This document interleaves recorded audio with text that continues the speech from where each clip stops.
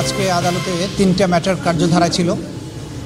যেটি সবচেয়ে গুরুত্বপূর্ণ সেটি হচ্ছে শেখ হাসিনার বিরুদ্ধে যেটা আদালত অবমাননার মামলা হয়েছে, সেই মামলাটিতে প্রথম অর্ডারের পরে তাকে সশরীরে হাজির হয়ে ব্যাখ্যা দেওয়ার জন্য বলা হয়েছিল ট্রাইব্যুনালের পক্ষ থেকে।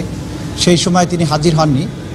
পরবর্তী সময়ে গত 26শে মে দুটি জাতীয় পত্রিকাতে বিজ্ঞপ্তি দিয়ে তাকে নোটিশ দেওয়া হয়েছিল যে তিনি এবং তার আরেকজন যিনি আছেন সাথে আওয়ামী লীগের গাইবান্ধার একজন নেতা শাকিল আহমেদ, তারা যেন আদালতে উপস্থিত হয়ে তারা যে সমস্ত আদালতকে অবমাননাকর, আদালতের প্রসেসকে বাধাগ্রস্ত করার জন্য আদালতের যে সমস্ত সাক্ষী আছে তাদেরকে হুমকি দেয়া, তাদের বাড়িঘরকে জ্বালিয়ে পুড়িয়ে ধ্বংস করে দেওয়ার যে হুমকি দিয়েছেন, যেটাকে ট্রাইব্যুনাল মনে করে যে এই ট্রাইব্যুনালের বিচার প্রক্রিয়াকে বাধাগ্রস্ত করার জন্য সরাসরি একটা অ্যাটেম্পট। আমাদের আইন অনুযায়ী যদি কেউ এই ধরনের কর্মকাণ্ডের মাধ্যমে ট্রাইব্যুনালের কোনো প্রসেসকে প্রশ্নবিদ্ধ করে অথবা বাধাগ্রস্ত করে, ট্রাইব্যুনালকে মানুষের চোখে ঘৃণার বিষয়বস্তুতে পরিণত করে, তাহলে ট্রাইব্যুনাল তাকে আইন অনুযায়ী শাস্তি প্রদান করতে পারে। সে কারণে এই নোটিশ জারি হয়েছিল।